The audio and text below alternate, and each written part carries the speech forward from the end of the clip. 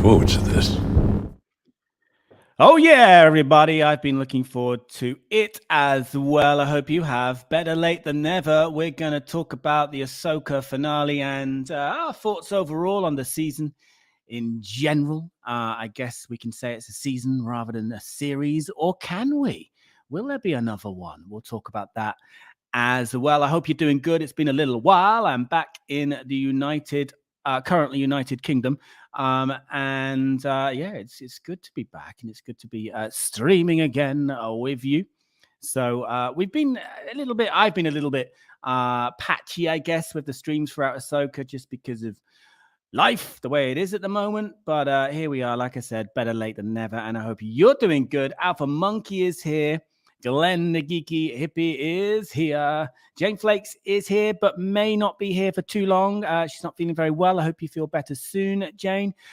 Greetings, my fellow Sith and Jedi weirdos. Who else have we got?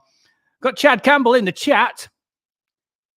Is that a clone? Because something's not right here. We'll come on to that in a moment. David is here as well over in Northern Ireland. Hope you're doing well, my friend. The kitchen is back. Peter is here as well. Hope you're doing well, Peter. And also Leon, the Power Droid Girl, is here. Good evening, good morning, good afternoon. It's all there in whatever order. Hope you're doing good, everybody. Now, the reason why I was startled by the appearance of Chad in the chat is because he's also staring at me at the moment, away from the chat in what they call the backstage area of StreamYard. So let's bring him on stage. It is my friend, your friend. It's Chad Campbell from the Star Wars Lunch Special podcast, and also impeccable timekeeping from a certain point of view. Hello, Chad. How are you? I'm doing good. It's exciting to be here. Always exciting to have you here. Now, of course, we have already said hello, and we've done the pleasantries off stream before we started. We just did that, to create an air of perhaps these two do get along. Perhaps they do like each other, because obviously it was all animosity, very cold before this stream started between us, wasn't very it? Awkward. Very awkward. As always. And Anders Lay is here as well. Hope you're doing well, Anders. Your name came up in a little video I'm preparing, a bonus clip from a certain interview I did a little while ago with a certain Frank Oz. So good to see you here as well. Anyway, we're going to talk about the Ahsoka finale. We're going to do it with spoilers. I think by now, if you're going to see it, you've seen it, right? What are we, like 2 weeks out since the finale dropped on Disney Plus? We'll also get Chad's views and yours in the chat as well. If you're watching on the replay, aka in the future, then also let us know in the comments your thoughts on the finale, the season in general. Like I said, there are going to be spoilers, so brace yourselves for those spoilers. Chad, you, of course, have been covering Ahsoka probably a lot more, of course, just better than how I've been covering it. But also, I think you've had a better schedule than me, that's for sure. So the Star Wars Lunch Special has been, during the Ahsoka run anyway, going on a weekly basis, right?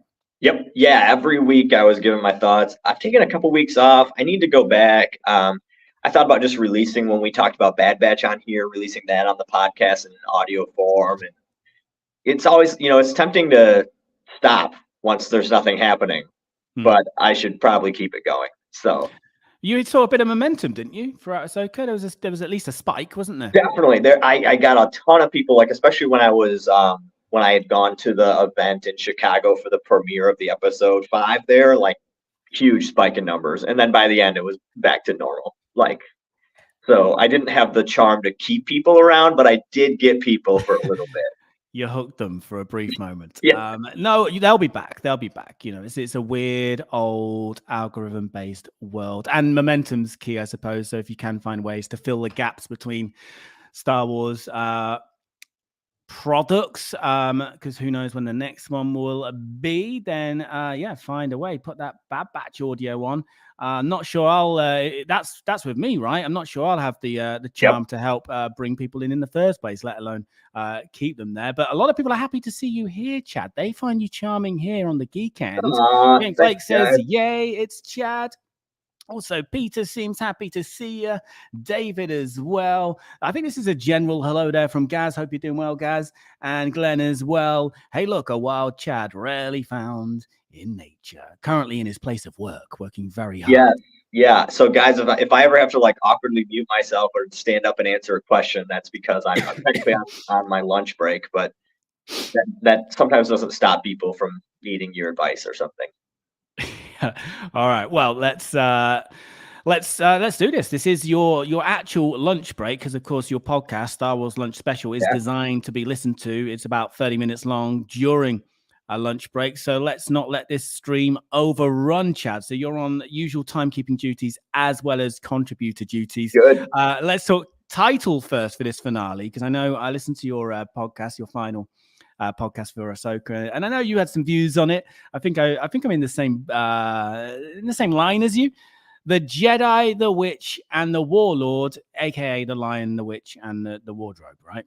Yeah, I mean, there's no harm in it, like I said, but I thought it was stupid. Like, it's a bit cringe. It is. This is something that, like, I was expecting a big serious finale, and then you gave it like a pun title, and it takes a lot out of the, I don't know, the feeling going into it. Is not like, oh, it totally took me out, because also you had the great music at the time, dramatic, moody music, that's like getting you stimulated for this big serious finale, as you said, and then the that title pops up on your screen, you're like, yeah, really? And I know he loves Narnia. Like, again, I've said his whole idea of the world between worlds is like the pool between worlds or whatever in Narnia. It's literally a direct copy. It's not even like a attempt to be original. It seems cool because someone else thought of it. And that is fine, but like, did you have to name the last episode this? That would have been a great episode. Like, I would watch a Bad Batch one-off episode with a funny title like that. I'd expect that more, but like, your finale has kind of a jokey title. I don't know why that bugged me. It did. It just rubbed me like, oh, okay, I guess this is not a very serious episode. I don't know. Yeah. So you were going in expecting a serious episode, and as soon as we hit the title, you're not quite sure what we're going to get. What did land for you in this finale? Honestly, this sounds terrible. Not a ton, and I think it's just because it felt like another episode and not really a finale. I thought the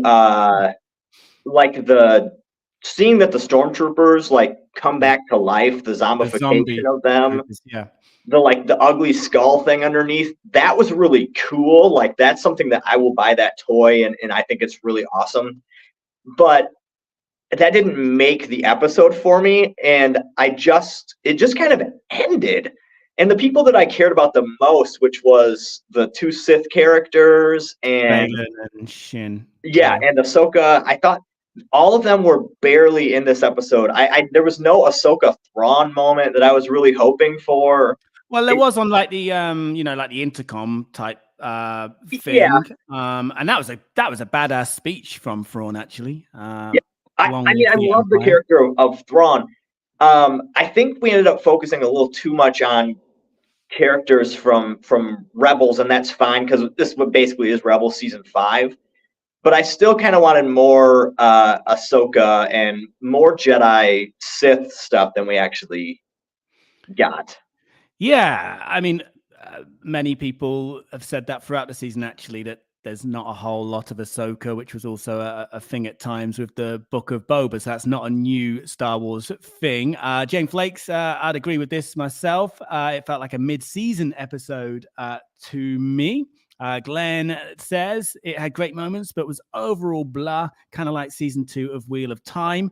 Glenn, you've always got to drop in that Wheel of Time. And Glenn has got a YouTube channel that does cover Wheel of Time, of course. And these are people, Jane, Glenn, yourself, Chad, who have been generally pretty positive about this series overall. Going back to the lack of Balin and Shin, which, for me, I felt quite cheated by that, because and I know I'm not alone here. They have been the coolest, most interesting, intriguing characters throughout this series, and they swiftly went from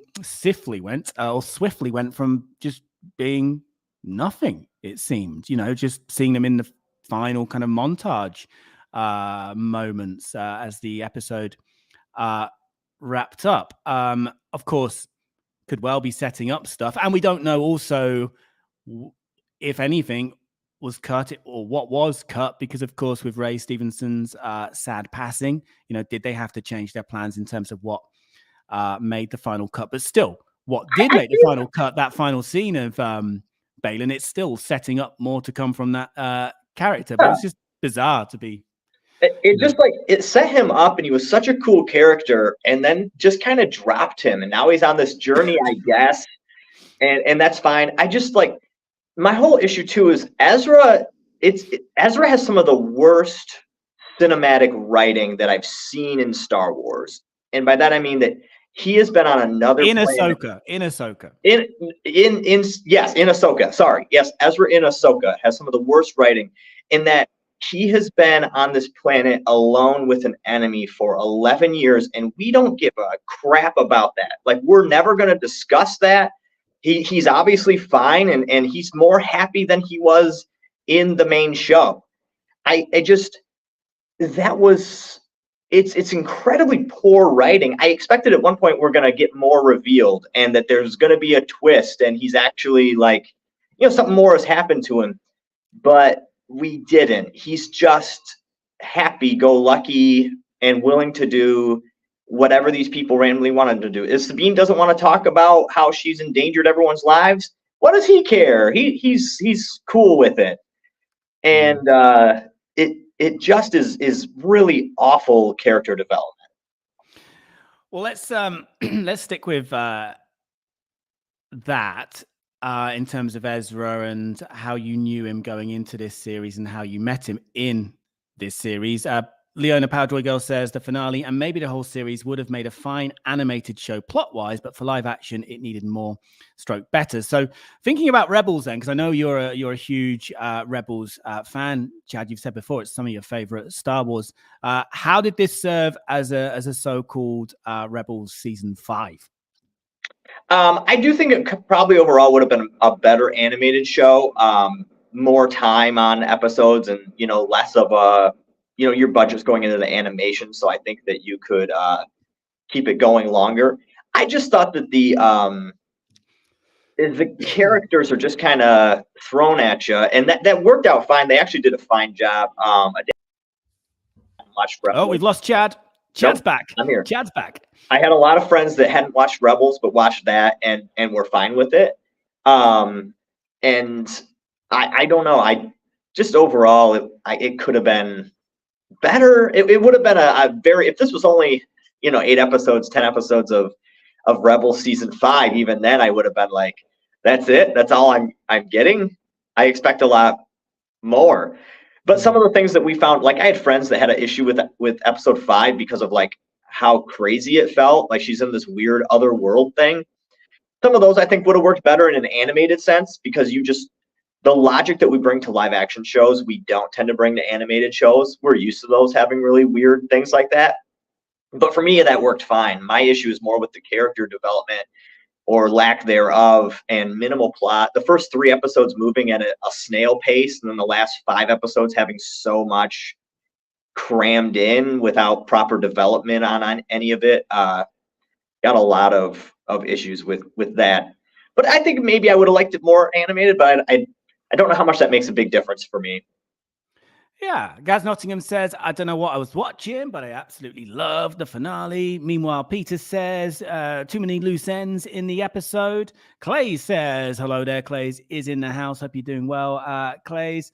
Powdery Girl, and this is something we definitely need to talk about, says, I can't believe that they didn't arrange for a series 2 before ending with all those loose ends. Now, I don't know if there's any kind of like reason attached to sort of the strikes going on at the moment, in terms of announcing a season 2, but it is odd. It is odd.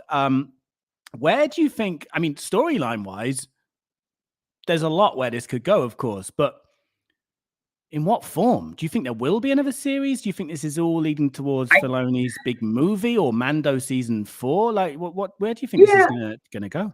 I thought we would hear more by now about what the plan was, and I know, like, I assume Filoni is part of the WGA. He may not have been, but he was most likely on strike that whole time. So that would have explained why we didn't get anything. But I did kind of expect to here's the plans for the future, because we know there's a movie that was going to come out in like 2024, 2025. Was it 2025 was his movie? And I feel like it's going to be really hard to get a second season out in time, because as far as I know, like, they might have been signed on for more than one, but it wasn't like filmed yet or anything.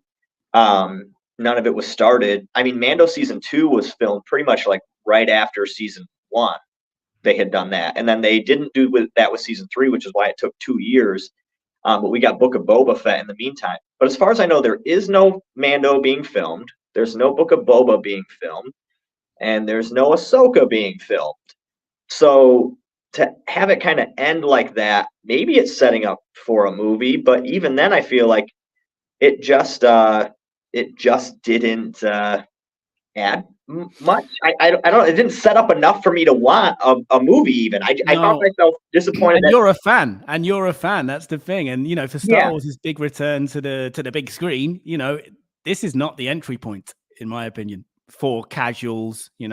Potential new fans, your everyday moviegoer. This doesn't feel like the entry point for me for a big movie. Jane Flake says, given that we were told it was a limited series, it felt unfinished. Yes, it did feel unfinished, but were we told it was a limited series? I know Kenobi was, and seems to genuinely be, but I don't remember hearing that for Ahsoka. But I think Ahsoka, I don't know if they announced it as a limited series, but they didn't announce a season 2. I think it was like, it could be, and I feel like going forward, they're going to keep the mystery out there of it could be, because it probably brings in more viewers. Just because people are like, well, this is our only chance to watch it. And then when it ends, that's more of a happy surprise than anything. Yeah. And let's, I mean, the way it was left, there has to be, surely has to be more with Baylan, but will it be limited to books, comic books? Or do you think we will see Baylan back in live action, obviously with a new actor playing him? Yeah, I mean, they're going to have to recast him. They can't just like end that story. It won't make sense. And the thing is, like, even in the future, like, you have to, with Star Wars, think about someone still watching this 20 years from now. If the character's just not in it because the actor passed away, like, I don't know if we're ever going to get to understand that as a reasoning. And in 20 years, it'll seem weird. If you're going to do that and it's a lead character, either just cancel the show or recast them. They tried to keep House of Cards going for an extra season after Kevin Spacey went through all his drama, controversy, and was a terrible human being. And then no one watched that last season, and it made no sense because the lead guy is just dead at the start of it. So I advise against that strongly. Recast him. That happens all the time. But he was so good in that role, it'll be hard to recast him and do it perfectly. But we've made tons of successful transitions from live action to animation and vice versa, so I'm sure they can do it. Yeah. If they can recast Han Solo, they can get away with recasting Balin's skull. I'm pretty sure. But yeah, obviously, in terms of the performance, it will be a very hard act, literally, to follow. Of course, amazing writing for that character, and also performance, of course, from the late Ray Stevenson. Gaz Nottingham says, "I was on the edge of my seat the whole time. The Balin and Shin scenes were limited, but we need to be realistic that no one could have predicted losing an A-class actor like we did. Very sad. Yep, absolutely. Obviously, very sad and shocking news when it came through. But presumably he'd completed all his scenes for this season. It'd be interesting to know if there was anything that was part of the original plan that was then cut from the final edit of that finale due to the circumstances. But anyway, in time, I guess we'll find out. They'll tell us at some point, I suppose. Peter thinks they probably will recast Balin. Definitely much more story to tell about the character. Of course, they can go down the comic book route if they wanna, and they're not shy about that. But speaking about books, and also, and by that I'm talking about Timothy Zahn, and also Rebels. For you, again, I'm still working my way through Rebels slowly but surely. Get off my backs, everybody. I've only got one back. I don't know why it was backs plural, but I've got one back, and get off it. So for you, seeing Thrawn, because I'm reading mixed responses to live action Thrawn. For you, did this Thrawn deliver based on the Thrawn from Rebels, who of course is still quite different to the Thrawn that you might know from the Timothy Zahn novels as well? Right. I thought it was great. I mean, it worked fine for me. And the thing is, like, the Thrawn in Rebels was written by the same person that wrote Thrawn here. I thought it was played just like Thrawn. I thought he did a great job. Like, he is the voice of Thrawn to me. So even if people were like, he didn't look the part, that's fine. I thought he was, like, he is the part to me. So I thought they did a great job with Thrawn. I understand if people wanted something, cooler or whatever. But Thrawn's not, he's just intelligence is what he really is. He's just a cool character. I've always liked Thrawn. So I thought they did it well, but I'm also not as attached to, like, the Timothy Zahn books as some people. Like, I discovered those much the original ones, like the Heir to the Empire. So I discovered those much later. So it's not the same to me as it is to others. I thought he looked great, but when I saw the the blue Elon Musk memes going around, it was hard to unsee it after that. But I thought he looked great. Yeah, I mean that's for sure. But his character could kind of be like Elon Musk at his worst, like that's how he is. I don't think it has been. I mean, I don't think anything's been confirmed, Jane, to be honest. But yeah, we're definitely fully invested in those, for me personally, in those characters for sure. And of course, other threads that were left dangling. Would like to know what happens next. But I think we're going to find out what happens next. But like we said, it's in what form? Is it books, comic books, another series, big screen? We just don't know. However, Power Droid Girl does make a good point. They could finish Balin's story in Tales of the Jedi. I'd rather recast the voice than the actor in total. Even though it was such a great performance, and I think for us Star Wars fans, it can be considered an iconic performance. I'm saying this with the greatest respect, I don't think it's that big a deal when you consider the more casual audience watching this show to recast Balin's skull. I really don't. It's not Luke Skywalker. Right. I mean, we recast Dumbledore in the Harry Potter movies and didn't think twice about it. And that's a fairly iconic character. And we had 2 movies with the same person. And then from that point on, it's someone who looked different, dressed different, spoke different, but it was still a solid performance. And I think, eventually we won't think twice about it. It was a great performance and I loved it, but I think the story and the character that needs to continue on, regardless of whether, they get recast. Yeah. And of course, if they recast, whoever does get the role is always going to be compared to Ray Stevenson, and that's not going to be fun. It was such a great job that he did, and again, a well crafted character too from the writing team. Yep. Okay, let's just get through a few more comments. Gaz, This is for you, Chad. Yep, I Um, responded to that. Oh, you have? Okay. Well, let's should we do it publicly? I haven't even read it yet. I just know he's not in Sure, yeah, agreement with do it. it. I'm Do going it. to potentially alienate myself here, but I'm not. You'll never alienate yourself here, guys. It's all good. But I'm not in agreement with Chad on this. I'm not with most things, to be honest. No offense, Chad. The plot was well defined, and we got character progression from Ahsoka and Sabine. I think we did get character progression from I for both those characters. Yeah, I agree with that. I don't think that's not. I don't think we didn't get any character progression at all. I thought Ahsoka, especially, I was kind of upset when Ahsoka comes back from where she was. She went on that whole journey. I thought we got less Ahsoka than I would have liked, but their relationship too improves the whole time. Sabine, I think I didn't like it all in this show. Sabine just came across as someone who is so you had 11 years without this person and you didn't even try to fix anything about yourself.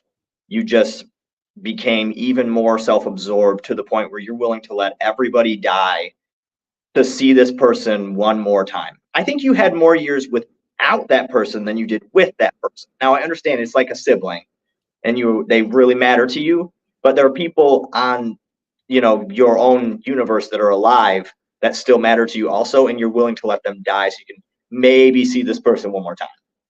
It was the epitome of selfish and stupid. And I understand, like, maybe someone was able to relate to that character due to things they've gone through in life, but I was not at all. And I don't think it convinced me why she was at all right or why I should feel for her character in the slightest. I just thought she was incredibly juvenile in all of her decisions. But at this point in the show, she's like in her late 20s or something. Like there's no reason to still be the way you are. I don't know. That's Yeah. just me. Again, that's an old man yelling at the sky, and I understand that. And I know you've lost other people in the show and that stuff, but to see one person one more time and let everybody potentially die at the hands of Thrawn because of that. If Thrawn goes and kills anyone, that is directly your fault. It is absolutely directly 100% your fault, Sabine. Yeah, we didn't see her at least yet. We haven't seen her face any kind of consequences for her actions. Yeah, and also your clone has responded to Gaz Nottingham as well. Yeah, I've got to get going with Star Wars again. I can't be switching to another franchise just yet, Peter. But who knows? Daniel Spartan is in the house. Hope you're doing well. Mr. Spartan and Gaz Nottingham also says this was season 1, clearly set up for a season 2. I hope so. And it says season 1 on Disney Plus. Gaz also adds always busy with Rebels, busy fending off abuse from you lot as well. To be honest, when it comes to me and my Rebels viewing, yeah, get off my back. Clays agrees with something. And Gaz Nottingham says, if we can accept the look of animated Clone Wars Dooku and Yoda, then we can accept Thrawn looking slightly different to Rebels, of course. Yep, I agree. I agree with that, Gaz. David, Sabine lost her whole family in the Mandalorian purge, followed by Jane Flakes. Yes, poor Sabine had no one left and knew that she could get Ezra back. I imagine that she has a great deal of PTSD and survivor guilt. Now, before we wrap up, and guys, I'm going to be asking for episode score and also overall season score. I feel like we've just been bashing it, and I do want to say that with this finale, I did have I enjoyed it. I had a good time with it. I did not hate it, and the score and the look was as consistently good as it has been throughout. It's been exceptionally good throughout this season. The score and the way it looks, the mix of digital and practical effects for me they've just got it down to a T. It's all pretty seamless, and also really didn't feel the volume limitations that have started to creep in, particularly with Kenobi. Saying that, Mando season 3 did look good too.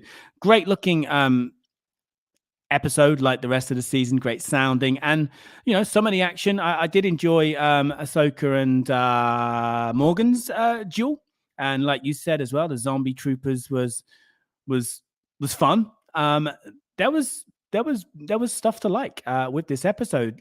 But as I think Jane said, it just I wasn't left feeling satisfied.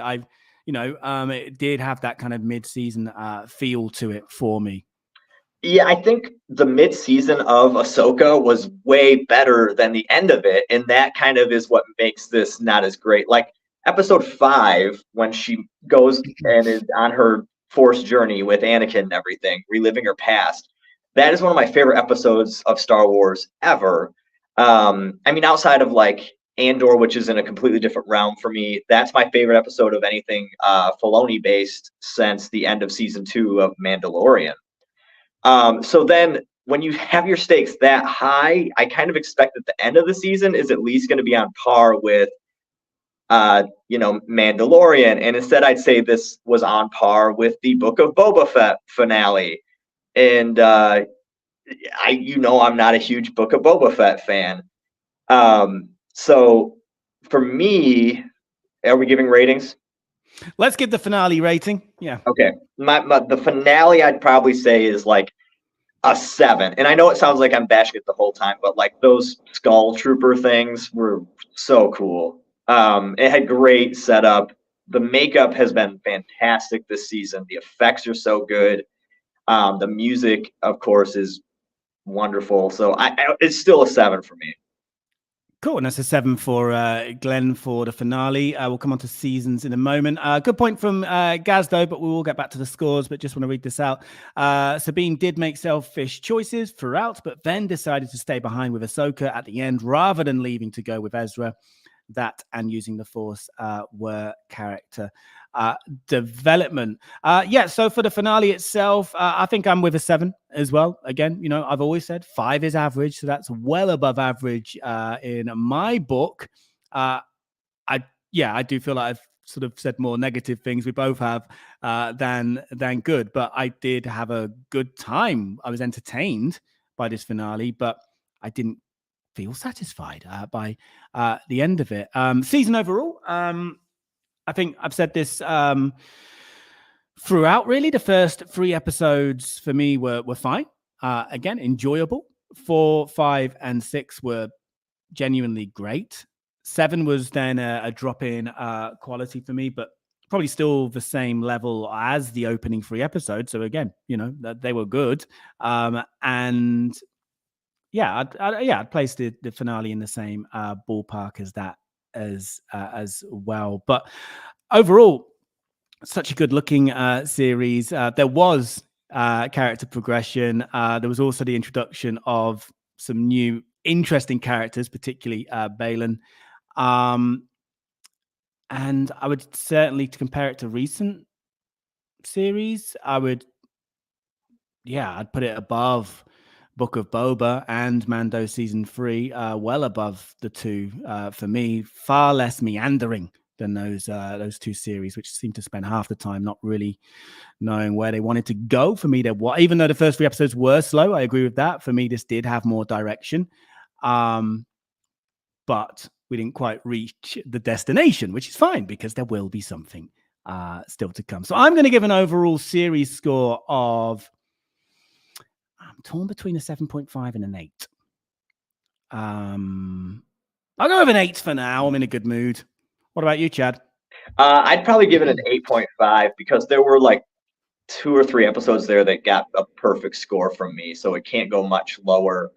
And even when it was like average, it's still Star Wars average, which is higher than a normal average show for me, just because I love it more.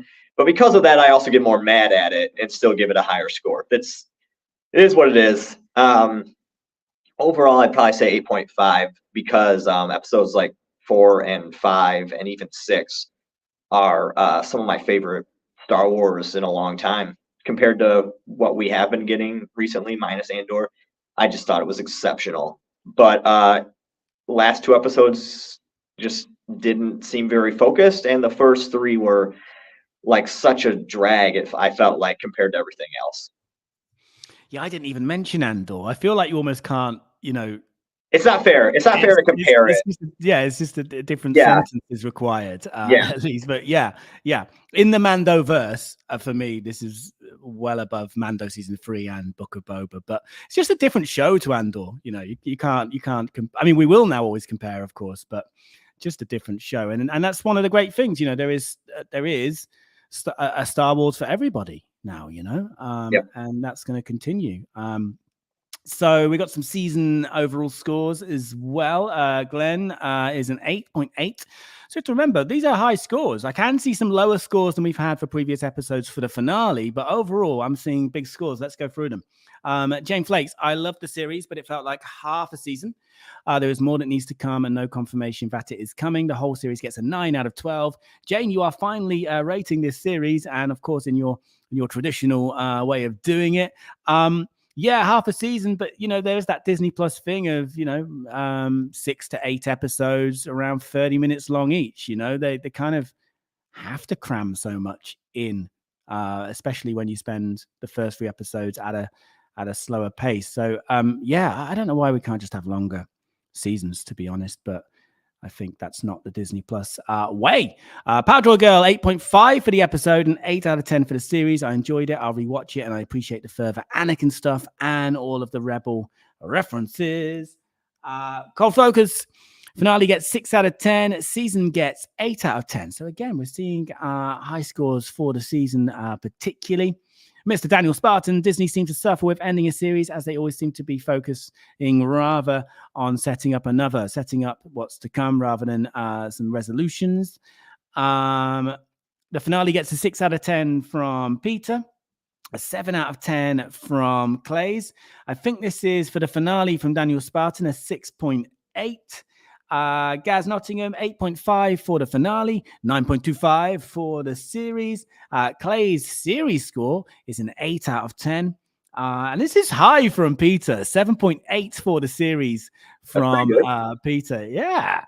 And he can't resist. He can't resist an Andor jab. Andor was not for everybody, but again, there is a Star Wars for everybody. It was not for everybody, just like, some people like Flash Gordon more than Fellowship of the Ring. So I'll give you that.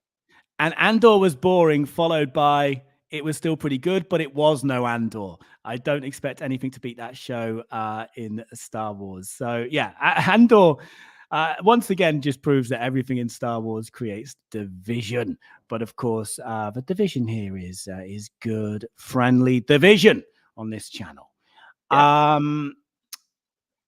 Daniel Spartan with a 7 for the series. Overall, and Peter, you are in Power Droid Girls bad books. Be careful. No. Well, maybe. I don't know. You're not in mine, Peter. So, anything you'd like to add, Chad, about Ahsoka before we wrap up? I would love to see an announcement of what's coming next. I know we have other shows coming out, but as far as I knew, they weren't related to the Filoniverse. So, and obviously now with the WGA and Screen Actors Guild strikes, it's going to be some time before we get something else and related to this, and it will be interesting to see what happens. Yeah. Now I think it's less clear, but I believe before the strikes, I think Skeleton Crew was next, but then again, we never really know because we haven't actually ever had release dates. Right. There was a theory that Skeleton Crew could potentially connect into the Mandoverse. There is a rumor that Jude Law and the kids, the Stranger Things kids, are actually stuck in another galaxy, which could be that same galaxy. That could happen. It'll probably, if it does, you won't find out in the last episode, and it won't get announced. It'll just happen. And I know Bad Batch season 3 is still being worked on. That was probably already written. Like, I don't think, and a lot of people, if you are writing for an animated show, you're not necessarily in the WGA, but even then you're back to work now. But no animators would be off. And a lot of people that do voice acting, you're in a different union. You're not in Screen Actors Guild because you're not a screen actor. You're a voice actor. True. And Skeleton Crew is live action, Glenn. I think there was clips, certainly stills at Celebration. I don't know if there was some kind of Celebration only teaser trailer. Remember, I was working at Celebration, but I only saw what was on the screens that everybody else saw. I did not see anything in the closed panels or anything like that, but there have been some stills leaked of Jude Law and in his outfit and all that. I'm sure Peter is a great guest to have on. I'd love to have Peter on as a guest. Andor season 2. See you there, Peter.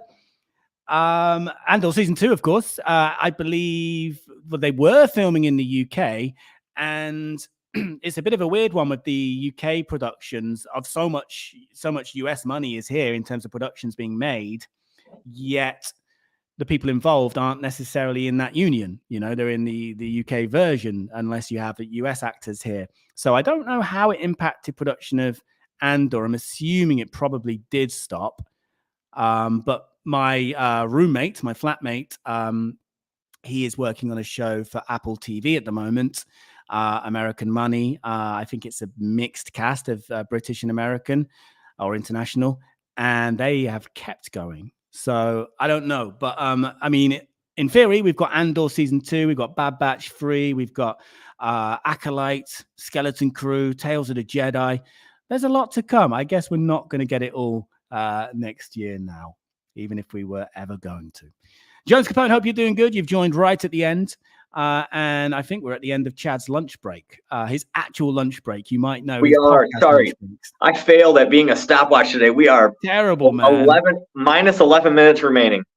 Right. Well, let's wrap up. I've lost the light as well. So that definitely means we've gone on too long. Final comments. Peter's in for Andor. He loves Andor. Honorable mention for the upcoming. Oh, Lando. Yeah, of course, Lando, which apparently is a movie now. It's a movie now. It was a series, but Donald Glover and the guy writing it. I think Donald Glover's writing it too, and the other guy he's writing with. I've lost the name. Sorry. He was interviewed recently and said he sees he feels it's becoming a movie. Anyway, I don't know if that's been confirmed. James Flake's Lando will be fun, providing they avoid making it creepy. David or try to continue doing the. Andor tried to continue during the WGA strike, but I think they eventually stopped. Okay, so delays. Peter is sharpening those knives. James Capone, after what I feel is a bit of a lackluster Ahsoka finale, I'm feeling a bit bummed about the current state of Star Wars projects. We're a bit of a vacuum in that space right now. Well, let's bring back Lightspeed tonight, baby. Please do. Because Jones has been helping me with that as well. So let's do it. Nice. Let's do it. I need to really pull my socks up, as they Glenn, say. I'll be honest. I think Billy D is maybe in a place where he could act, but when I have last seen him and seen interviews with him, I don't know if he's actually going to be able to do that again. I think he is slightly gone. I'm with Chad on that. I saw him also at the XL celebration, and I met him 6-7 years ago, and it was such a contrast, and the guy was kind of old when I met him, and seeing him again not too many years later, it was but who knows watch the Return of the Jedi panel, and that will kind of tell you where he's at. I saw some clips of that, but Chad's right. But hey, I hope he's doing well, and who knows? We should not judge without the full picture. Okay, thank you, everybody. I don't know when we'll be back, but I do plan on bringing the channel back anyway in its traditional form. But in terms of streams, I guess we'll wait for the next announcement, and then I'll do an announcement, But thank you, everybody, for joining. Thank you, Chad, as well as ever. Get back to work. But all of you who have joined us, don't forget to check out Chad's podcast. I have linked to it in the video description. So if you haven't already got onto that, then get onto it now. But Chad, before you get back to work, you know what you've got to do, because I'm about to click end broadcast. All right. So thank you, everybody. And I'm clicking end broadcast. So that does mean that you need to start waving, everybody. Start waving and keep waving. And Chad,